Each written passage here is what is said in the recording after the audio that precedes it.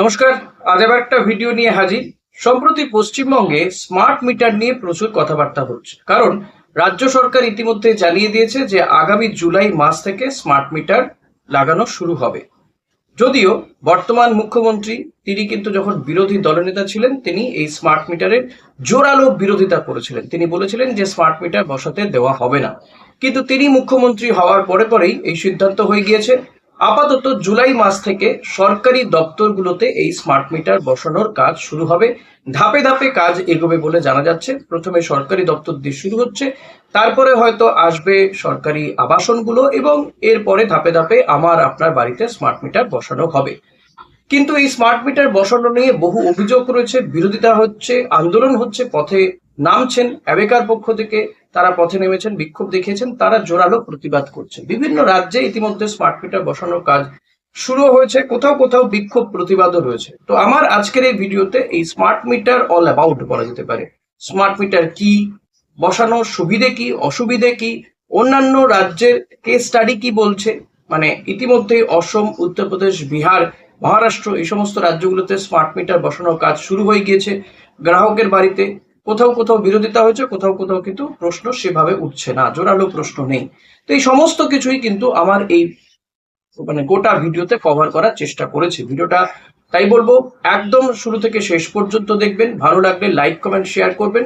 Comment অতি অবশ্যই করবেন যে ভিডিওটা কেমন লাগলো, এবং স্মার্ট মিটারকে আপনি কি স্বাগত জানাচ্ছেন নাকি স্বাগত জানাচ্ছেন না, সেটাও কিন্তু আমাকে জানাতে ভুলবেন না। তাই স্মার্ট মিটার আসুক চায় না আসুক, বা আমি বলবো যে সরকারি নোটিফিকেশন যখন জারি হয়ে গিয়েছে, যে কোনো দিনই আমার আপনার বাড়িতে ব্যবহার করা শুরু হয়ে যাবে বা লাগানো শুরু হয়ে যাবে। তো তার আগে একটু সতর্ক হয়ে নিন, এবং কিভাবে ব্যবহার করা যেতে পারে, কোথায় সমস্যা, কোথায় আপত্তি, সেটাও জেনে নিন আমার এই ভিডিও থেকে। স্মার্ট মিটার কি? স্মার্ট মিটার এমন একটি ডিজিটাল বিদ্যুৎ মিটার যা দূর থেকে স্বয়ংক্রিয়ভাবে রিডিং পাঠাতে পারে, রিয়েল টাইমে বিদ্যুৎ ব্যবহারের তথ্য দেয়, প্রিপেড মোডে রিচার্জ করে ব্যবহার করা যায়, ম্যানুয়াল মিটার রিডিং এর প্রয়োজন কমিয়ে দেয়। কেন এত বিক্ষোভ? বিভিন্ন এলাকায় নাগরিক সংগঠন, শ্রমিক সংগঠন ও রাজনৈতিক দলগুলির পক্ষ থেকে বিক্ষোভের প্রধান কারণগুলি হল প্রিপেড ব্যবস্থায় সাধারণ গ্রাহকের উপর অতিরিক্ত আর্থিক চাপ পড়তে পারে বলে আশঙ্কা, স্মার্ট মিটার বসানোর পরে বিদ্যুতের বিল বেড়ে যেতে পারে এমন অভিযোগ ও উদ্বেগ, রিচার্জ শেষ হয়ে গেলে বিদ্যুৎ সংযোগ বিচ্ছিন্ন হওয়ার সম্ভাবনা নিয়ে দুশ্চিন্তা, গ্রাহকদের পর্যাপ্ত পরামর্শ বা সম্মতি ছাড়া ব্যবস্থা কার্যকর করার বিরোধিতা। রাজ্য সরকারের অবস্থান কি? রাজ্য সরকার অতীতে বিধানসভায় জানিয়েছিল যে সাধারণ আবাসিক গ্রাহকদের ক্ষেত্রে স্মার্ট মিটার নিয়ে সতর্ক অবস্থান নেওয়া হবে, এবং এ নিয়ে রাজনৈতিক বিতর্কও হয়েছে। অন্যদিকে সরকারি অফিসগুলিতে প্রিপেড স্মার্ট মিটার চালুর জন্য আলাদা প্রশাসনিক নির্দেশ জারি হয়েছে। সাধারণ মানুষের জন্য এর অর্থ কি? সরকারি দপ্তরে স্মার্ট মিটার চালুর প্রক্রিয়া এগোচ্ছে। আবাসিক গ্রাহকদের ক্ষেত্রে কোথায়, কিভাবে, কোন শর্তে স্মার্ট মিটার বসানো হবে তা স্থানীয় বিদ্যুৎ সংস্থার নীতি ও সরকারি সিদ্ধান্তের উপর নির্ভর করছে। স্মার্ট মিটারের সম্ভাব্য সুবিধা: রিয়েল টাইম বিদ্যুৎ ব্যবহার দেখা যায়, ফলে কোথায় বেশি খরচ হচ্ছে তা বোঝা যায়। ম্যানুয়াল মিটার রিডিং এর প্রয়োজন কমে, ফলে অনুমান ভিত্তিক বিলের সম্ভাবনা হ্রাস পায়। বিদ্যুৎ সংস্থার দাবি অনুযায়ী এতে লাইন লস ও চুরি কমানো এবং বিলিং আরো স্বচ্ছ করা সম্ভব হয়।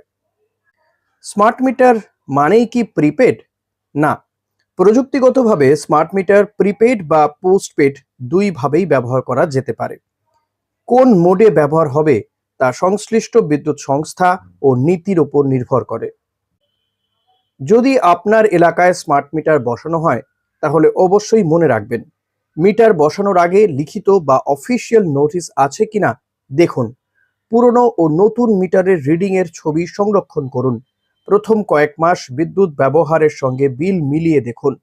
অস্বাভাবিক বিল মনে হলে সংশ্লিষ্ট বিদ্যুৎ দপ্তরে লিখিত অভিযোগ জানান। বিভিন্ন রাজ্যে স্মার্ট মিটার ব্যবহারের অভিজ্ঞতা বিভিন্ন।